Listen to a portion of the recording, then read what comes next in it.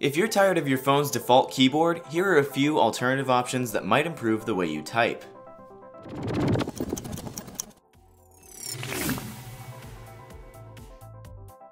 Flexi is a great minimalist keyboard with plenty of customizable options. You can apply themes, resize the keyboard, and even add extensions for additional features like a number row or quick app shortcuts.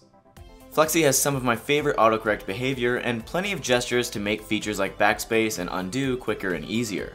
Unfortunately, it doesn't support gesture typing, so you'll have to type the traditional way at all times.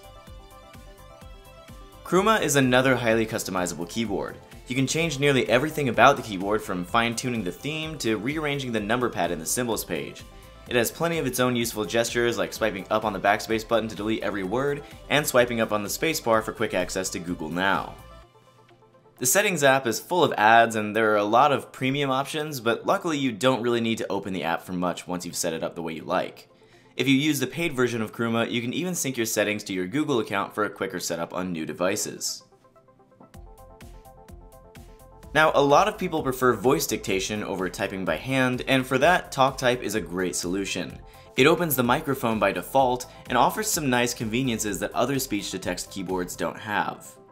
Instead of having to say period or exclamation at the end of a sentence, you can tap the right punctuation while you're still speaking.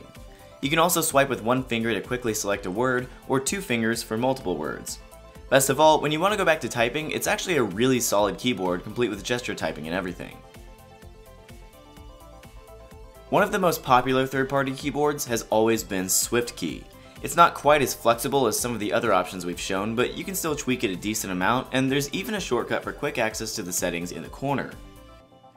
I'm personally not a fan of the one-handed number pad, but luckily you can add a number row to the top of the keyboard, and while you're at it you can even add arrow keys underneath.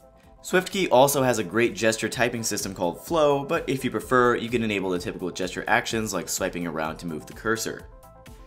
Finally, my favorite keyboard remains Google's own Gboard. It's default on a lot of stock Android devices, and although it doesn't offer too many options for adjusting the layout, it's the simplest, cleanest, and most reliable typing experience I've come across. The built-in Giphy support is fun, and the support for gesture typing and actions make quick one-handed typing a breeze. There's a good chance you've already used Gboard before, but if not, its simplicity could win you over. Thanks for watching this week's Friday 5. Check out some of our other episodes, and subscribe to 9 to 5 Google for more tech-related content.